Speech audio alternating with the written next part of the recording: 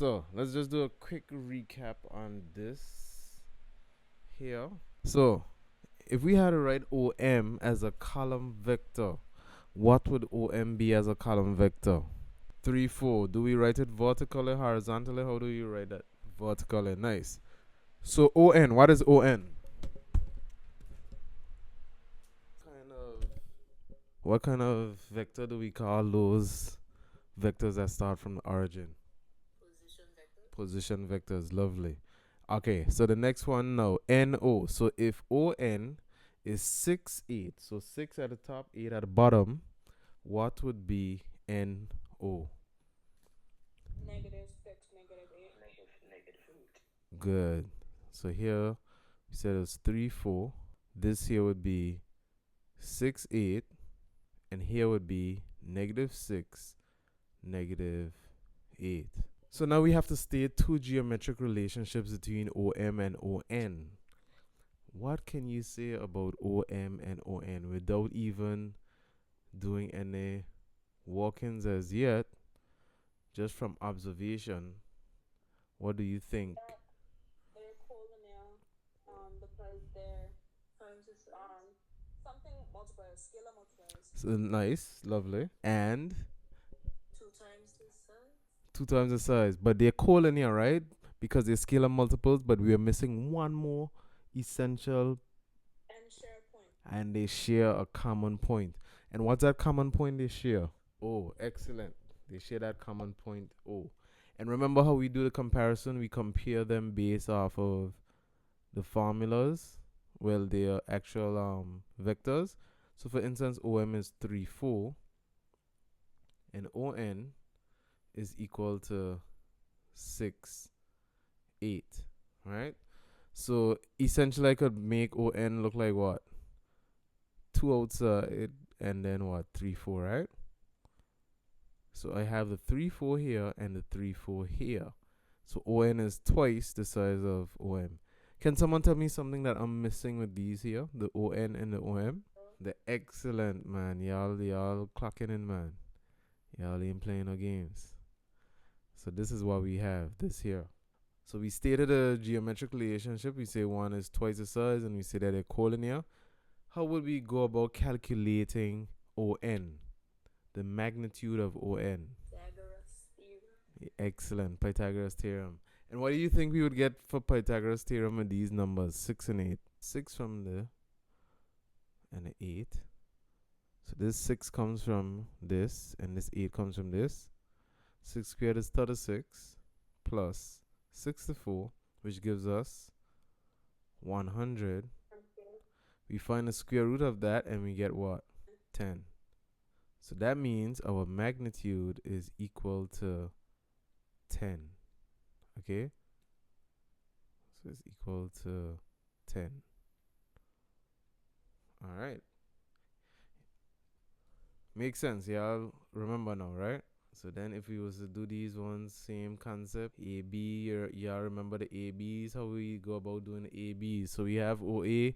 OA would be what? Nice. -5, 6. Good. OB would be 6, 3. 6, 3. AO would be what? 5, -6. BO would be -6, -3. And how would we get AB? How would we get AB if we didn't have this diagram? AO plus OB. And we have AO here, so AO is equal to 5 minus 6. And then we also have what? OB, right? Which is 6, 3. So when we add those, 5 plus 6 is 11. And -6 plus 3 is -3. Okay?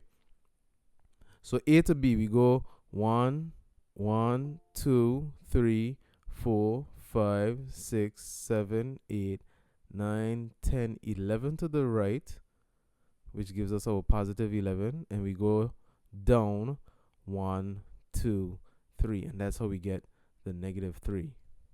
All right, so we have that. Now, if we know that AB is 11, -3, What do you think BA is going to be? Negative 11, positive 3. Now, if we had to do BA the long way, what would we have to do? To O and then B to O plus O to A. All right. And just to prove the concept, BO is what? We worked out that BO is negative 6, negative 3. And then we have OA as negative 5, positive 6. So when we add that, negative 6 plus negative 5 is negative 11. Negative 3 plus 6 is positive 3. So then we know BA is equal to negative 11, positive 3. We remember vector, scalar, all that kind of stuff. So I just want you to imagine if you was to go on a field trip and we traveling, right? Let's say we have these points. We have A, B, C, and D. And we have to go to the roundabout, right? Now, if I want to go to this, I can't just get up and drive from A straight to B through the bush. Otherwise, I what? I'll get an accident, right? I'll end up in the bushes. Make sense? mm-hmm. So, if we driving from A and we need to get to B, how are we gonna do it? We go A to the roundabout, so then we go A to O, and then what? O to B. Okay? So we would move A, come straight to O, and then we would go from O, turn to go to B. Does that make sense? So that's why we're using O as a common point, because you have to think of it like a roundabout. Okay? You have to find a common point with all the letters. Okay? So then for this one now, D to A, I would have to go D to O, then O to A. If you want to go a long way too, you could go D to O, O to C, C to O, O to A, right? Whatever you do, no matter how you do it, it's going to add back up to the same thing, okay? Just bear that in mind. So you could do anything you want, just remember you have to follow the path correctly, okay? You have to follow the path correctly. So let's look at this one here, for instance. If we didn't have our values, sometimes you could get it in a case like this where it's just drawn as a diagram. You're going to treat it the same way. So OC is going to be negative 8, negative 6. OG is going to be what? 6, negative 8. 6, negative 8. Negative 4, you mean, right? And then CG, how are we going to get CG? C to O plus O to G. Okay? So then that's how we're going to get our answers. So you have to use that common point to help you figure out how to get from one point to another. It's not always going to be O all the time, but just know that you have to use a common point to get where you need to go. So this is what your assignment should look like, yeah? So I need you guys to make sure you work on this, right? So now, what I want to look at is another aspect of this same principle, but this time you're going to look at it from the point of view of ratios, because we can get this in the form of ratios. So I'm going to let you do question 1, 2, and 3. I'm going to allow you to attempt question 4, and then we're going to go through it together. So you try to figure out what you think you would do with question 4 before I show you. Then we're going to talk about it. Anybody try question 4 yet? No. Y'all finish 1, 2, and 3? Yeah. So what happened with number 4? Y'all waiting on me? I'm writing it down. Okay. Try it. It's good to try it, because if you try it and you don't get it, at least you know what not to do next time, you know? Any luck? Any luck? So let's go to this one now. So OF. What is OF? What is OF? Negative 5, 9. Negative 5, 9. So I'll put it right here. Negative 5, 9. So this is how we write it. F equal that. So what's OG now?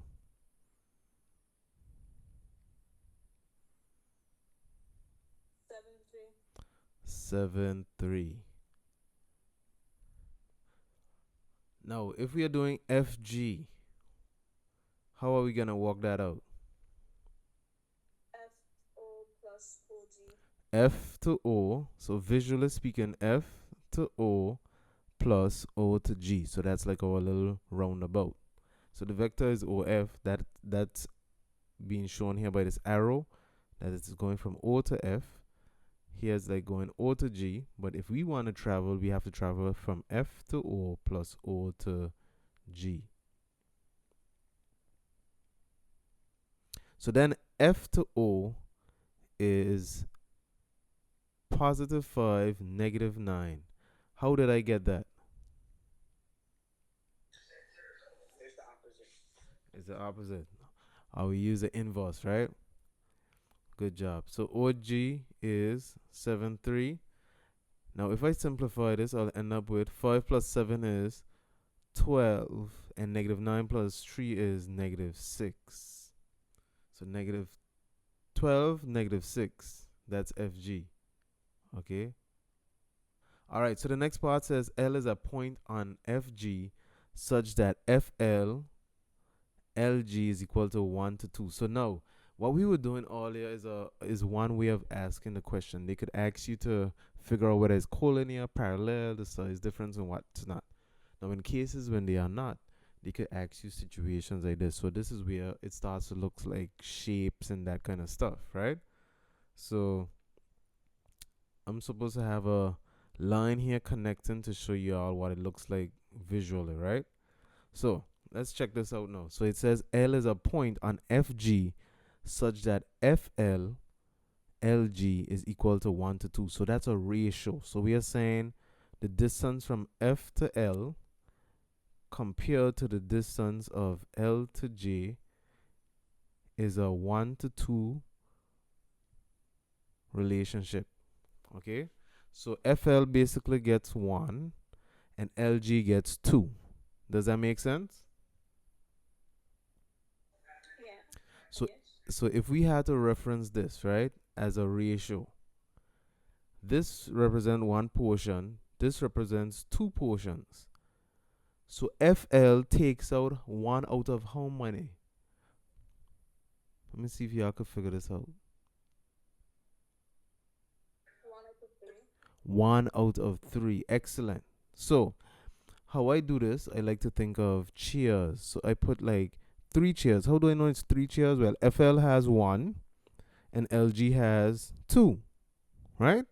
So together, 1 plus 2 is how much? 3. 3. Excellent. So that's the reason why you're going to see me put here 3 chairs. Okay? Now, if I have 3 chairs here, FL is taking up how much chairs? 1. 1. So I'm thinking of this place as F and the end of here as G. Because watch, it's going from F to L, then we are L to G. So if FL is taking up 1 chair and LG is taking up 2 chairs, where do you think my L should be? It can be right here. Because F to L covers how much? 1 chair. 1 chair. And L to G covers how much? 2. 2. So if I have a line from F to G and I'm splitting it in this ratio, this only tells me where specifically this L would drop. Does that make sense? Yeah. Y'all follow that? So just to go over that again, I have a line. This is my line here. Okay, this is my line. This is F. This is G. I use that because I say F to L, then L to G. So my starting point is F to L somewhere, I don't know where it is, and then L to G. So I have 1 and 2 being shared. So 1 plus 2 gives me 3. So therefore, if I was to put chairs here, I know I have 1, 2, 3 chairs. So FL supposed to get 1. So L has to go here. And LG has to get 2. See? So FL gets 1 chair, LG gets 2. Alright? Now, if I want to write L, I want to write L as a column vector. I know what FG is. Y'all know what FG is, right? Right, we know what FG is. 12, negative 6. Now, FL represents what proportion of FG does FL represent? 1 out of how many? Wh- One out, 1 out of 3. So this here is FL, and FL takes up 1 out of 3. So therefore, I can say FL is equal to 1/3 of who? FG. Does that make sense? I'll stop right here. Let's process this. Does this part make sense? So FL is 1/3 of FG. How do I know that? FG is the full length I'm trying to imagine. Okay? But I'm saying that F to L takes up this one portion, then L to G takes up the other 2 portions, right? So altogether, FL is just 1 portion out of 3 portions relative to FG. So FL is 1/3 of the full length of FG. Does that make sense? Yeah. No. Testing y'all out now. So if FL is 1/3 of FG, what is LG? 2/3 of FG. 2/3 of FG. Excellent. Okay, excellent. Now let's talk about FL. How can we work out FL? Anybody has a clue as how we could work out FL? How can we figure that part out? What what would you do? Divided by 3. Nice. So we would say basically FL is equal to 1/3 of, we know what FG is. What is FG? 12, negative 6. Okay, y'all following? So if I multiply 1/3 to each, or divide by 3, so 1/3 of 12, and then 1/3 of negative 6, I would end up saying that 1/3 of 12 is what? 4. 4. And 1/3 of negative 6 is what? Negative 2. Negative 2. So that means FL is 4, negative 2. Does that make sense? Yeah. So F to L is equal to 4, negative 2. All right. Now, we could back check that with our diagram. So if I'm just showing you this is just for the visual part of it.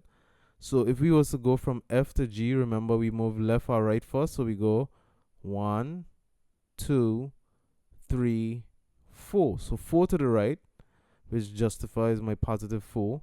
And then from there, I come down 1, 2. So I go 4 to the right and 2 down.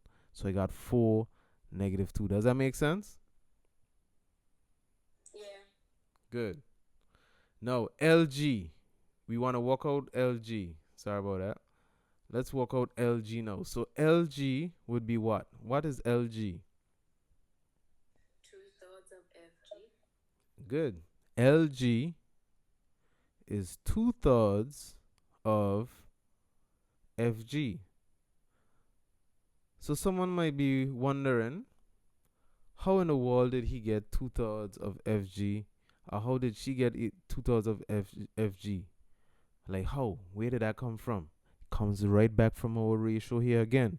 Remember, when you look at L to G, how many chairs does LG take up from this full line? 2 chairs. So if we taking up 2 chairs, that means I'm taking 2 out of the 3 chairs. Now, to figure out what LG is now, what do I have to multiply this 2/3 to? 12 negative 6. So therefore, LG is equal to 2/3 of 12 negative 6.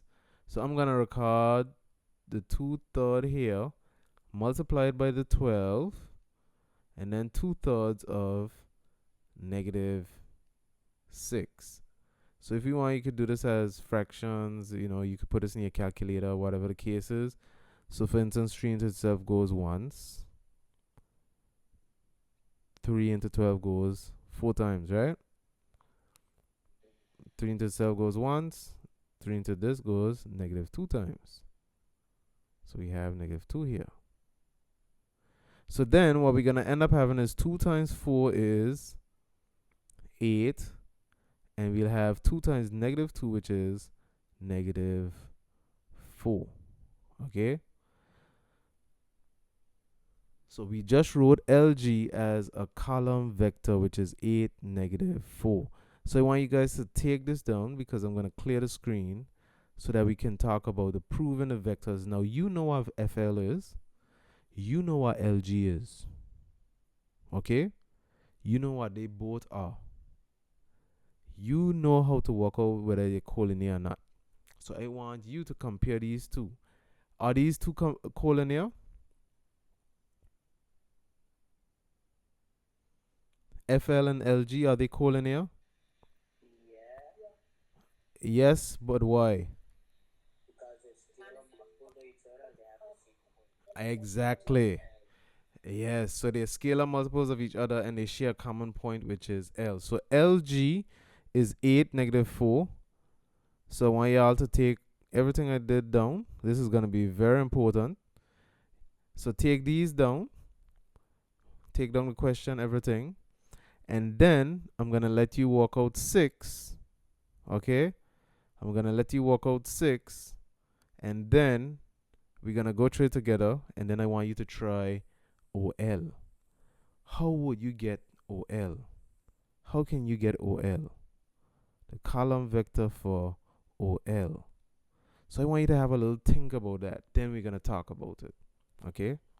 So this way things start to get real interesting and really test your understanding of this concept. Okay? So what we're going to do now is this. Then after we'll try some other questions like this and we'll look at letters, start looking at letters and so forth as well too. And once we do that, you'll have a general idea of how this topic runs. And then the goal would just to be getting practice on this topic. Okay? So I want y'all to take a look at this. Try that question 6. Attempt question 7. Don't be afraid to attempt it. And then we'll go through it together. All right. Anybody got the number 6 done? Yeah, number for 7? That's fine. We're going to go through it. So let me clear this now. We said the important part here was FL, right? So we said FL was 4, negative 2, right? Yeah? 4, negative 2. And then LG, we said was 8, negative 4. So FL is 4, negative 2. LG is 8, negative 4. If we compare these two, we can see that LG is twice the size of FL, right? But we know we could also write LG as 2 outside, open brackets, 4, negative 2, which makes it comparable to FL, which proves that they are scalar multiples of each other. Because this 4, negative 2, 4, negative 2 is common. So that's just twice that. So we know that they are scalar multiples of each other and they share a common point, which is L. So therefore, we know that they are collinear. Now, O to L. Now, I'm going to need you to use this diagram to help you to get from O to L. So would anybody want to tell me what they try to do for O to L? OF plus FL. Anyone else did that? No, I didn't try. Know that we did. Someone did say it's OF, right? O to F, then F to L. Now that someone mentioned that, did it just click to you like, that actually made sense? Yeah, that could work too. That's fine too. That's fine. So someone said no, that it didn't click from O to F, then F to L. So let's talk about that. It didn't click to you, right? Correct. Okay, so if you look at this, right? I trying to get from O to L, right? Okay, you following me?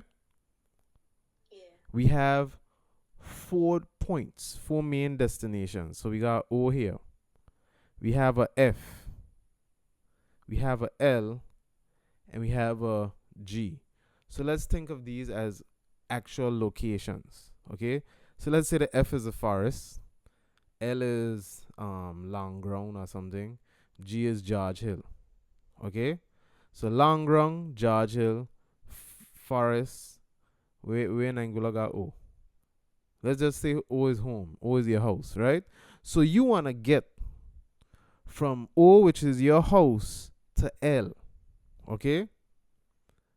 How can you drive from O to L? If you had to go, where would you drive? To the forest. To the forest first. So you going from home to the forest. And once you get to the forest, how are you getting to long ground? By driving. You drive from the forest to the long ground. Does that make sense now? Yeah. So we're going from O to F to the forest to long ground. I can't go O to L straight because I don't know what OL is yet. You understand? Once I figure out what OL is, then I could go from O to L because I know what OL is. I got a road for OL now. But until I get this, I don't know what OL is. Does that make sense? Yes. Now the question is, can I do something else? Yes. How else can I get to L? Through G. Through G. I go George Hill. So O to G plus G to L. Make sense? Yeah. Now I'm going to prove to you that both ways work. Okay, so O to F. What is O to F? 5, 9. Negative 5, 9. Okay, negative 5, 9. And we're going to add to that FL. What is FL? 4, negative 2. 4, negative 2. Now if I add these together, N negative 5 plus 4 would give me what? Negative 1. Negative 1. And 9 plus negative 2 gives us what? 7. 7. So OL is equal to negative 1, 7. All right? OL is equal to negative 1, 7. Okay? Now we could prove that on our chart here too. We could go from O. So we go negative 1, so 1 to the left. And then we go how much up? 7. 1, 2, 3, 4, 5, 6, 7. Okay? So I'm going to take that back out now. And let's try OL. Using the route of O to G, then G to L. So O to G. What is O to G? 7, 3, right? Nice. Now we have a problem here. What is GL? We did not have GL before. But What is GL? 4. Negative 8, positive 4. Excellent. So 7 plus negative 8 gives us what? Negative 1. And 3 plus 4 gives us what? 7. 7. So notice how I took two destinations and I got the same answer. However, I prefer using OF to FL. Why? Because I already know what FL is. 4, negative 2. I know what OF is. So I don't have to swap anything yet, find the inverse or anything. So I try to keep things as simple as possible. However, I could do OG, but I just need to remember that I didn't have GL. So I need to figure out what GL is. So since I have LG, we learned that little inverse trick. You just change the signs and we know what GL is. So that's how we figured out that GL here is negative 8, positive 4. And then when we add them together, this is what we get. Does that make sense? Yeah. So I want you guys to take down the two examples of what we just did. I want you guys to take that down.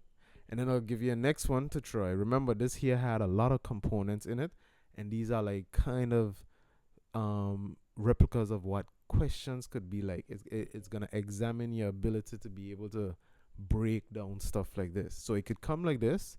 It could come like what we was doing before this.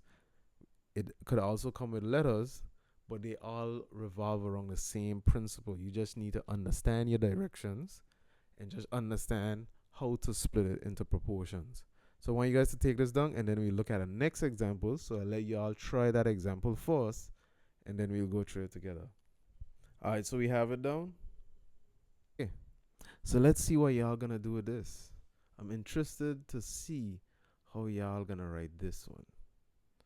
So try these questions and let's see what y'all come up with.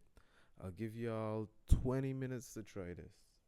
If you have any questions, don't be afraid to ask. If you not sure, remember we open for discussion. This is a learning experience. We're trying to learn, and there's no shame in asking a question. Hopefully we done finish 1, 2, 3. We should be on question 4 punching now. Hopefully we mashing up question 4 now and on to question 5 and 6. Alright. Let's see if we start these questions now. See what y'all got. So for OX, what did y'all get for OX? We have 8, 4. So that's OX. And what about OZ? 2, negative 6. And XZ is what? What's XZ? Negative 10. Negative 10. Negative 10, 10, negative 10. Oh, got you. And how did you arrive at that? XO plus OZ. So XO plus OZ, right? And you said XO is what? What's XO? 8, negative 4. 8, negative 4.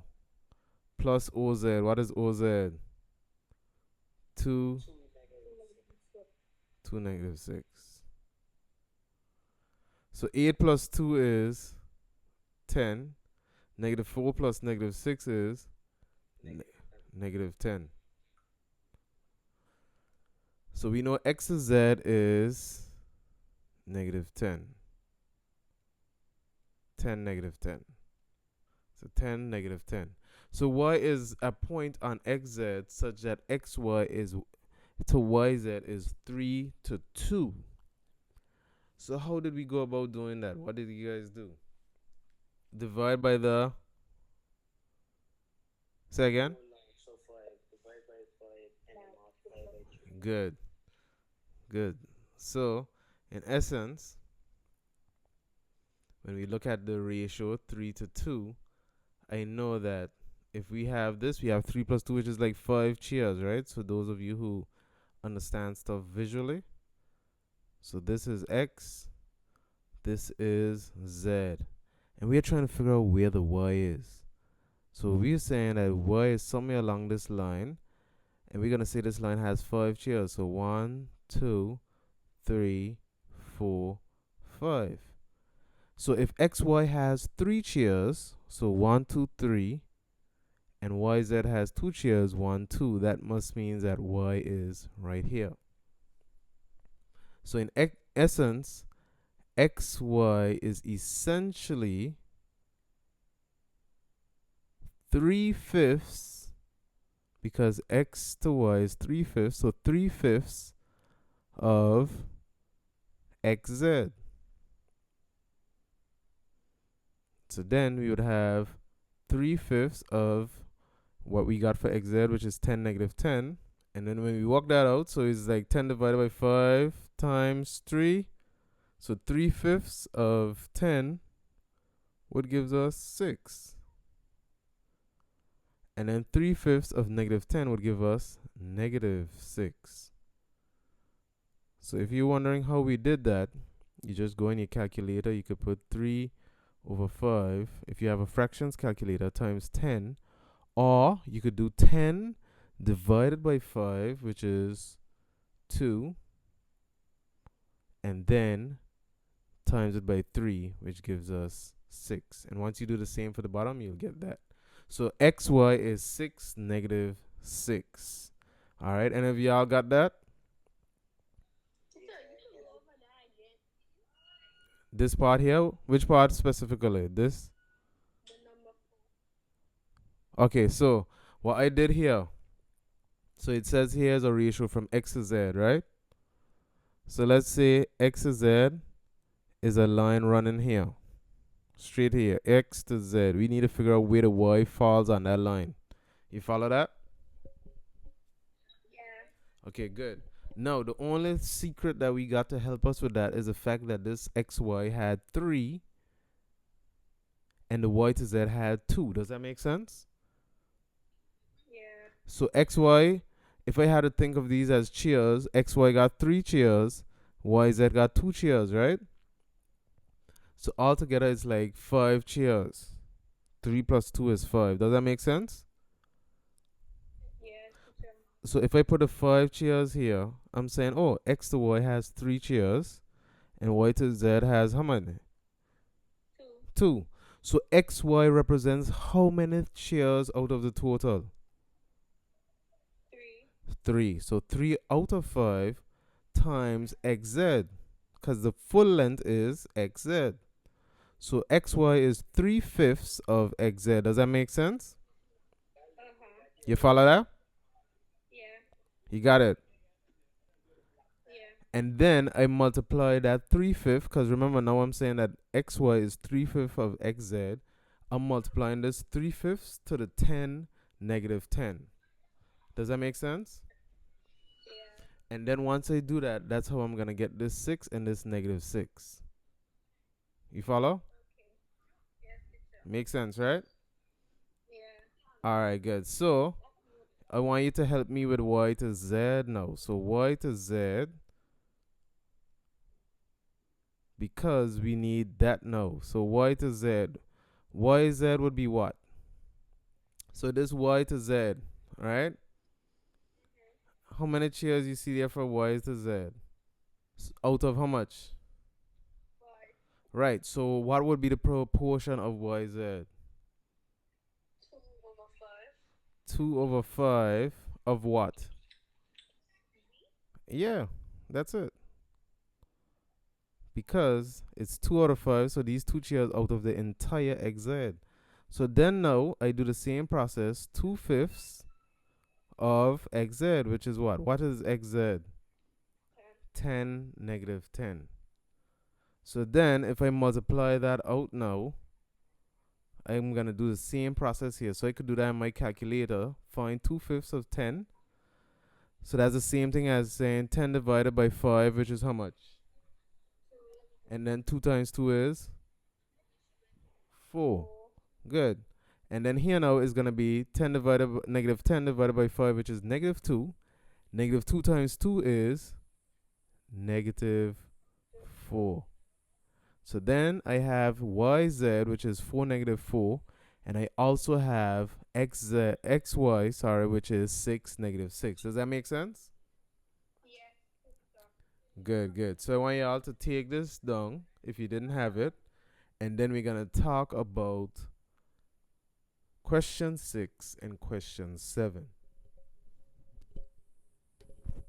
All right, so let's try to prove that vectors x, y, and y, z are collinear. So if you're comparing these two, x, y, and y, z, we have these here. Now, if you look at this one here, x, y, and y, z, they have some kind of relationship. Okay?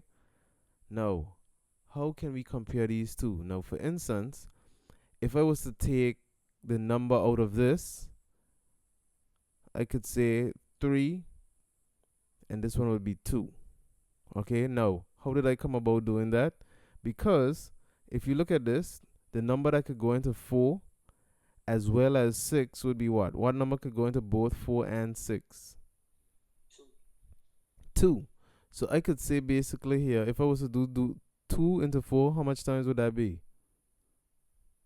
Twice. And 2 into negative 4 goes negative 2. Good. Now over here, 2 into 6 goes how many times? 3 times. So 3 times 2, and then this would be negative 2. So if you look at this here now, I could get back this number and I could get back this number. Okay? But there's a particular way that we looked at it to make it easier for us to understand. Okay? Anybody remembers what that was? How we could compare to test to see if they're collinear? What did we do for that? Exactly. We did division. So I'm going to take this 6, negative 6, and this 4, negative 4 to show you that, right? So let's clear this. So we're going to have 6, negative 6, which represents xy. And then we're going to have 4, negative 4, which represents yz. Now the trick here is 6 divided by 4 would give us 1.5. Excellent. And negative 6 divided by negative 4 would give us positive. Yes, because a negative divided by a negative is a positive. Okay, so we can say that xy is therefore a scalar multiplier, a scalar multiple of each other, both of them, xy and yz, because xy is basically 1.5 times the size of yz. So because we know this, they are scalar multiples of each other, which we just proved, we also know that they share what? A common point what? Y. So that's what makes them collinear. So x to y and y to z, they form the same line, but they're collinear. Does that make sense? No. Go ahead. Number 7. How did y'all go about doing this? X plus xy. Good. Because it's the same concept. We want to go from O to y, right? So we go O plus x, then x plus y. How else can we do that? Good. So we could also go from O to z and then z to y. Okay? It's the same place we're trying to end up. We're starting at the same point and we're ending up at the same point. So OY could go O to Z plus Z to Y. Okay? It's just like you driving. If both of you, if you and your friend trying to get from the school to, let's say, on the park, there's several ways you can get to the park. You could go from the road, from the school, past your proctors, go down where the old school is, and then take a right by the roundabout.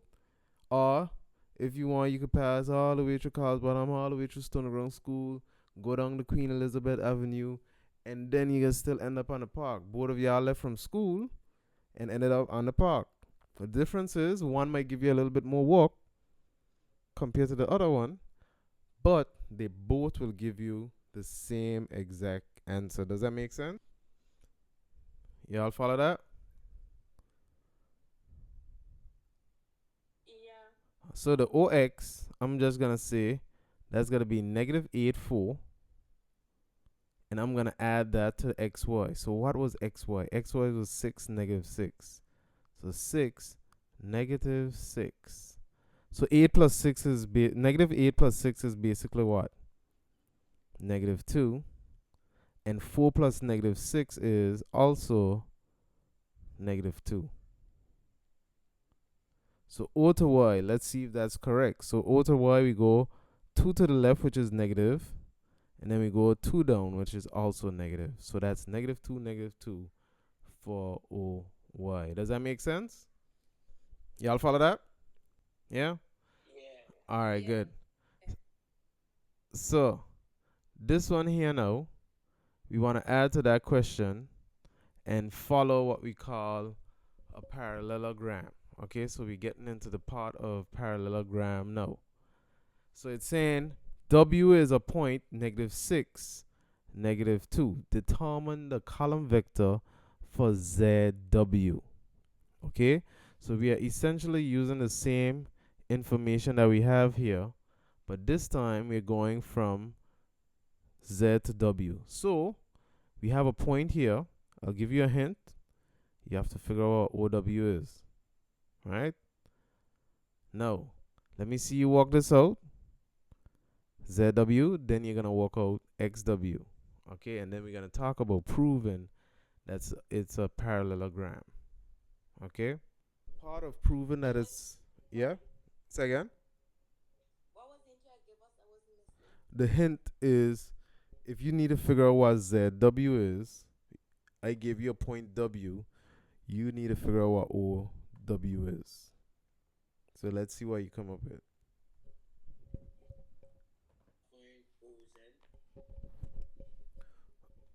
You gotta find OW to help you find, and you gotta have to find that. Say again. Remember, we're going from Z to W. Look at it good. Watch what you're saying. Think about it. I tell you, think about it. Yeah. All right. So did we figure out ZW? You got it. So how do we do ZW? Mm-hmm. Plus OW. Uh-huh. So Z to O plus O to W. So Z to O is equal to 6. negative 2, 6. And OW is negative 6, negative 2. Okay, so I know this minus is out here, but it's minus 2. So negative 6 plus negative 2 plus negative 6 gives us Negative 8. negative 8. And then we have 6 plus negative 2, which is 4. positive 4. So we have negative 8, 4. So ZW is negative 8, 4. And now XW, what is XW? X to O plus O to W. So XO is 8, 4. 8, negative 4, right? Then OW is negative 6, negative 2. So 8 plus negative 6 is 2, negative 6.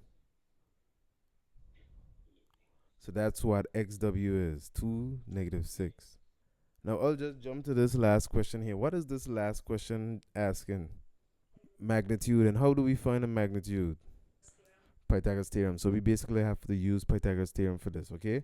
But let's talk about OXWZ parallelogram. So I just want y'all to visualize what's happening here.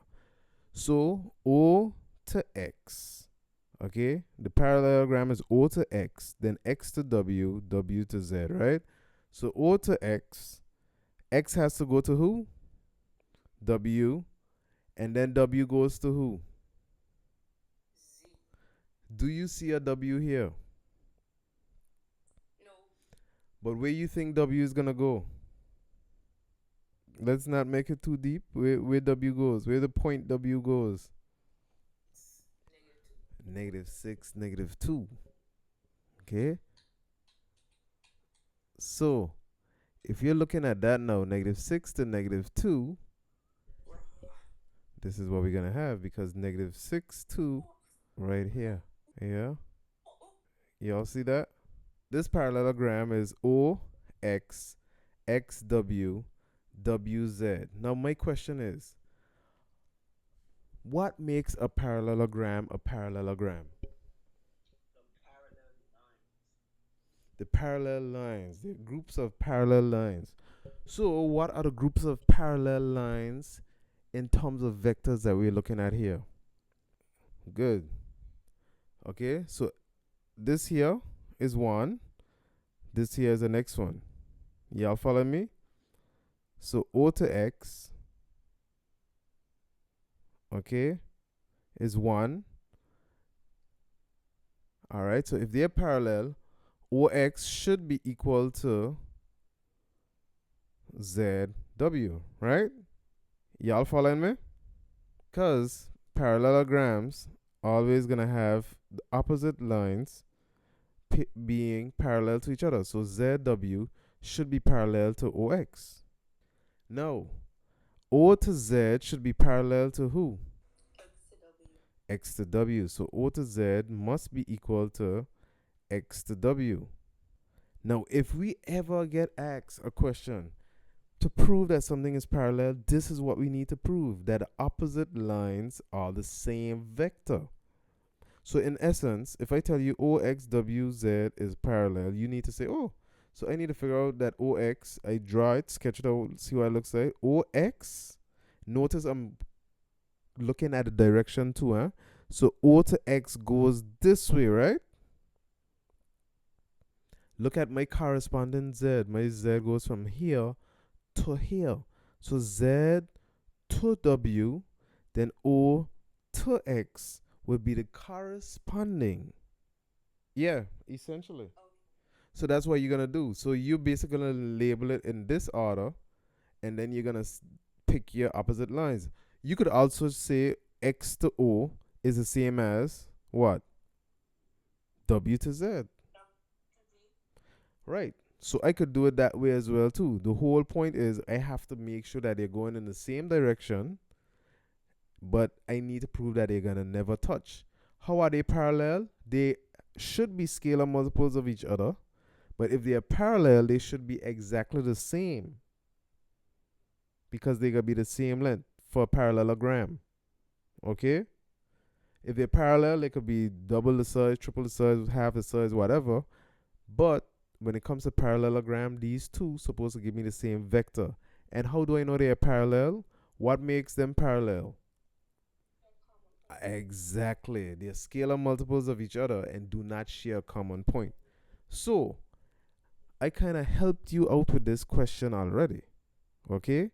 So, I'm comparing O to X. What is O to X? What did we say O to X is?